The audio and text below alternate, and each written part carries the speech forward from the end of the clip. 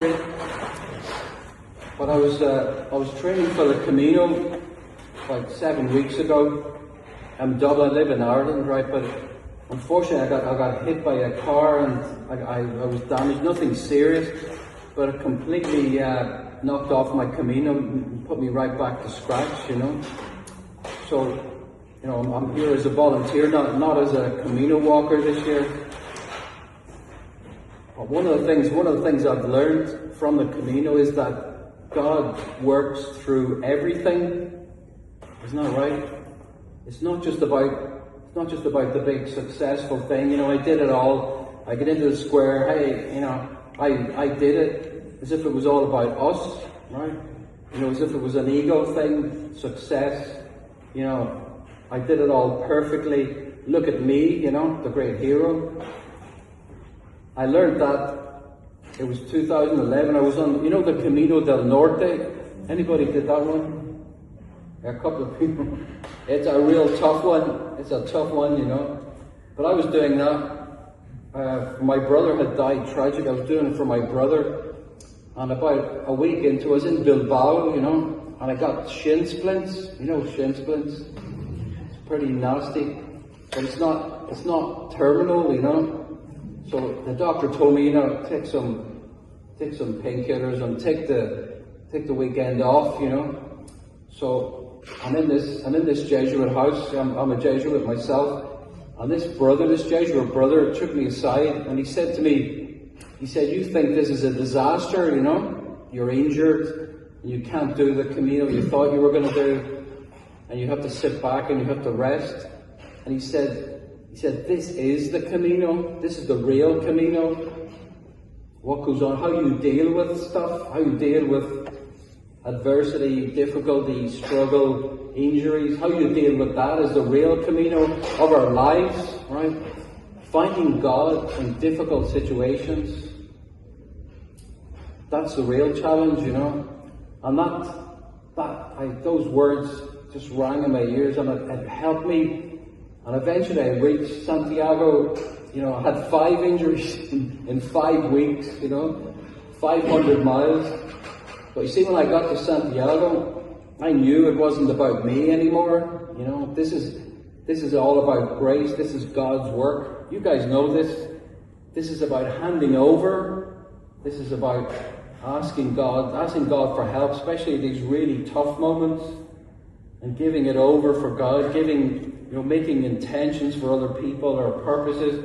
Me for my brother at that time, I had an extraordinary experience at Finisterre, just the greatest grace in my life, just to help me to get over the grief, Then I came back again, 2015, I was walking the Camino again. It's the Ignatian Camino, it's up in the Basque country.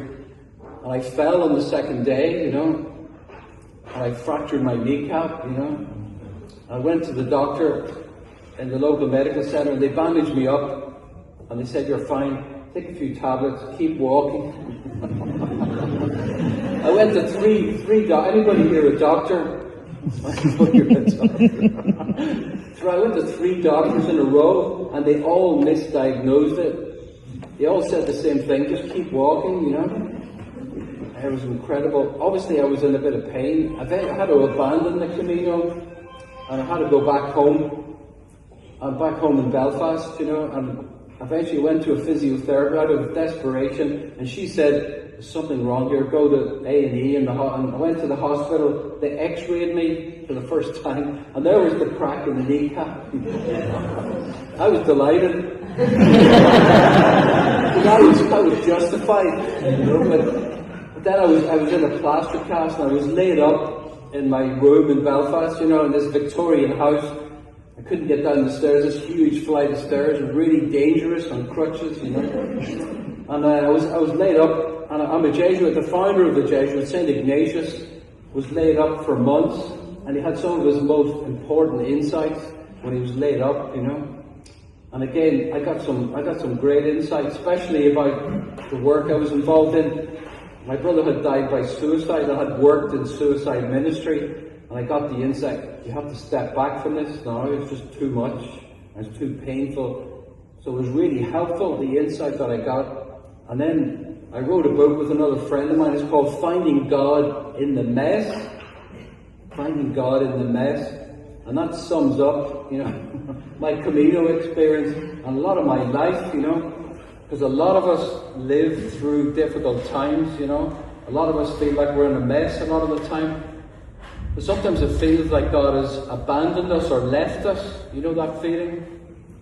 Walking in the darkness sometimes. The apparent absence of God. The apparent absence of God. God appears to be absent. But we know God is even more with us in those moments, remember? And this is an experience of the cross. Remember, the key thing, central to Christianity, to our faith, is an experience of the cross, the dark night, the suffering, the unavoidable suffering in our lives that Jesus went through himself. Jesus on the cross, and he says, "Why have you forsaken me?" Remember, he's quoting a psalm, but it's that experience that everybody has, walking through difficulty, and to stay faithful, remember, to keep on track during those difficult moments, to keep praying, and to keep moving, and to keep trusting that God is here somewhere, that God is working more powerfully in those moments. We know the resurrection just around the corner, but you have to pass through those moments of the cross, moments of pain, suffering, difficulty, and that's the real test of our faith. And that's where God works most powerfully, and that's where amazing things happen. And that's why the Camino is so powerful, because that same dynamic happens. But not without cost, not without struggle, difficulty, blisters, injuries, exhaustion, dehydration, all the reaching limits, and realizing you have to hand this over, and you have to ask for help. You have to ask God for help. Show me the way, help me to get through this difficulty. I don't know what to do now. What should I do? How should I decide, given these circumstances? So finding a way in difficult moments, finding a way in darkness, finding a way in suffering. You guys know, you know this more than me, So, just to finish, and when I fall or I get hit by a taxi in Dublin, and I'm laid up again, I know that God is here somewhere. I know that God has given me this chance to be here with you today, even to be part of this, to be able to, to help you interpret your Camino, and to know that God is there with me, and that God is working powerfully with me, but especially with you all. God is with you very closely. God is bringing you somewhere, and God has given you these insights. So let's take a moment, again, just ask God to show you.